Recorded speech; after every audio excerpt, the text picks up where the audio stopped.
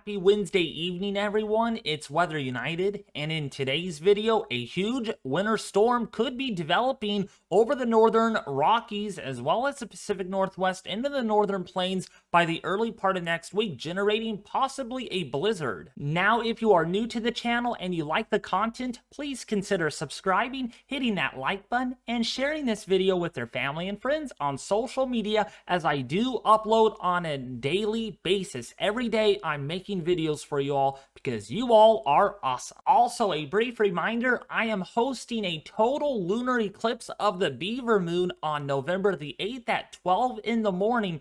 Hope to see you all there. It's going to be very exciting and will be the first lunar eclipse live stream on the Weather United channel since I started this. So here's a look at that European model timing out the storm in the Pacific Northwest for your Friday afternoon on October the 21st. So in a couple of days, we're talking about snow in the Cascades, we're talking about rain, and we're talking about much cooler temperatures. I mean, what the heck? You're seeing smoky conditions up there. The air quality is horrible. It's warm. It's a little muggy at times. And yet, in a couple of days, you're getting slammed with a winter storm. And it's a whole different ball game as this system moves on through. That's why this pattern is all over the place. It's extreme, right? Hence the title, hence the name of the thumbnail. Huge storm coming. Yes, big storm is coming your way.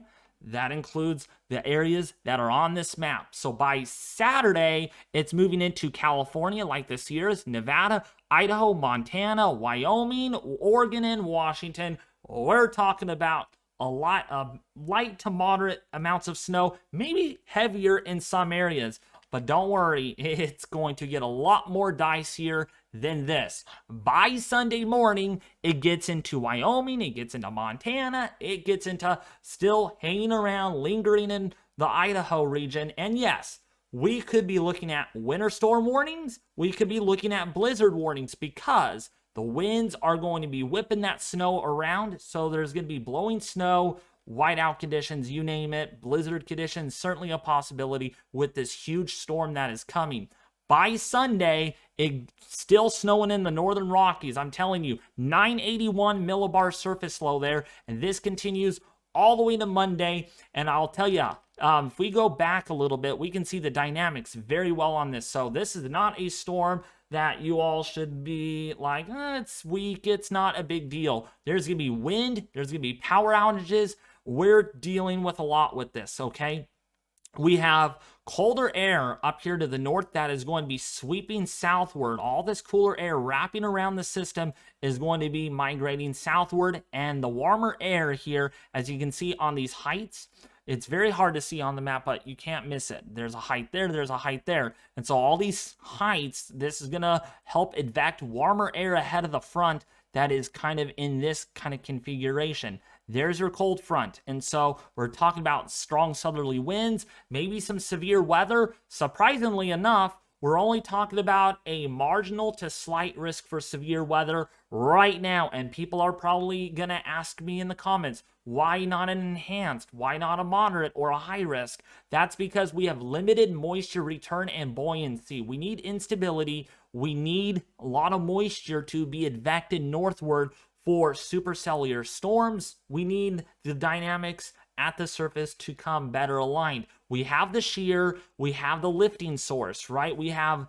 falling heights aloft. So that's what this system is going to bring, and that is going to continue perhaps even into, say, Tuesday, even into Wednesday. It's going to get into Manitoba, Canada, Hudson Bay, Ontario, and then eventually Quebec, Canada by the end of the week. But wow, what a impactful storm. So the reasoning for such a dynamic winter storm that is going to develop over the Pacific Northwest is the jet stream. This is the 500 millibar jet flow or upper level flow at 18,000 feet. If you all are wondering what millibars actually means, it's a height and level in the atmosphere. And so we can see strong northwesterly winds really going to help mature, strengthen the trough. That's why it is still somewhat positively tilted here on Saturday afternoon. By Sunday, it becomes more neutrally tilted, maybe even negatively tilted, because we have the strongest winds here in the mid and upper levels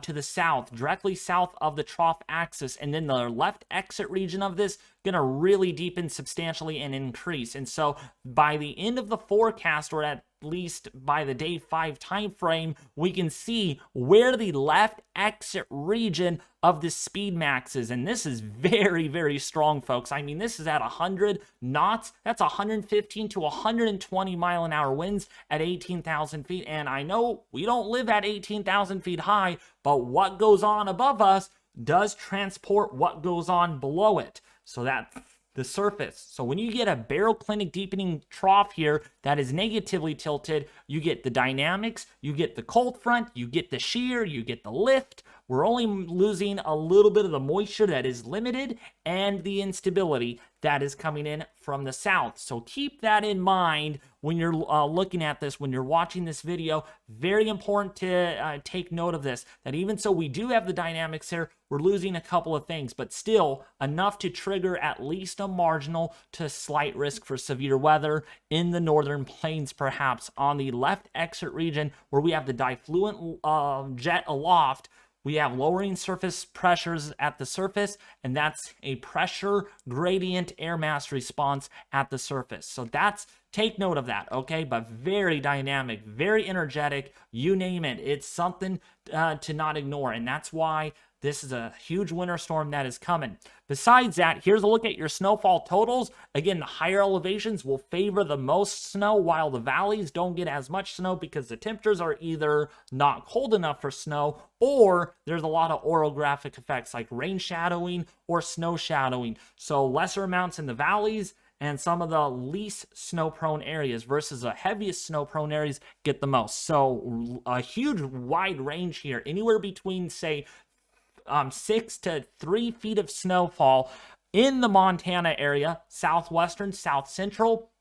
If you're in Yellowstone, more like 1 to 2 feet of snow is certainly a possibility. The Sierras, yes, the high country here in California could get as much as 3 to 5 inches of snow. The Cascades, maybe as much as 10 to 15 inches of snowfall out of this winter storm. And of course, over portions of the high plains, possibly like Rapid City in South Dakota, could get as much as maybe 1 to 4 inches of snowfall out of this. So now, rainfall totals in the Pacific Northwest, anywhere between about 1 to 2 inches of rain, while Montana, the QPF values here, again, this is going to be in the form of mainly snow. Not a lot of rain is expected with this. Maybe some rain mixing in with the snow, but mainly a snow event. So you're looking at about 1 to 3 inches of rainfall with this system, but it won't matter. Rain, snow, whatever floats. It's going to be very, very, it's going to be too dangerous to do anything outdoors. The winds, the cold temperatures, it's a time to stay inside for the weekend, right? It makes sense. The weekend snowstorm, time to have popcorn, have some soup, and yeah, just relax and watch my videos, because we just might turn on the switch for a live stream. We'll see what is going on in my agenda on Saturday, or not Saturday, but mainly on Sunday. Might do something special for you. So here's a look here at the temperature anomalies. Big pattern change with temperatures as well. We're not dealing with the moisture, but we're also going to deal with the massive amount of cooler air that is going to be developing in the wake of this. Take a look at this. This is Friday. Actually, let's go back to here. So you can see for tomorrow, temperatures well above average for the Pacific Northwest. We're seeing near all-time records. We're seeing record high temperatures elsewhere. It's almost 90 here, and it's very warm. But look at this. By Saturday, big difference in temperatures. We have well below average temperatures in California, Nevada, above average temperatures in the plains. I mean, 2 days ago, well, when we get into, say, Saturday, 3 days ago, you were seeing below average temperatures at this point. Now it's above average. So you're just going from too low to too high. So you're just going right up on a roller coaster. So definitely some warm weather. And this is going to continue all the way into Sunday. Below average temperatures there in the Pacific Northwest. In fact, literally almost halfway across the United States, right in the middle of the high plains, western states there, right on the transition point between spring, summer, fall-like temperatures across the east versus cold fall wintry like temperatures back across the west. So that kind of declision point right there is marked very well on the model. And so that system's going to carry down with a lot of dynamics. So we got dynamical cooling on the backside of this over the four corners, temperatures well below average. And this is going to continue all the way into Thursday, folks. So yeah, get ready. It's going to last for quite some time, okay? Please keep that in mind because, yeah, you're not used to it. People like me, we've been in our shorts and short sleeves for a while, but I'm going to have to tell myself that I've got to get the long sleeves out.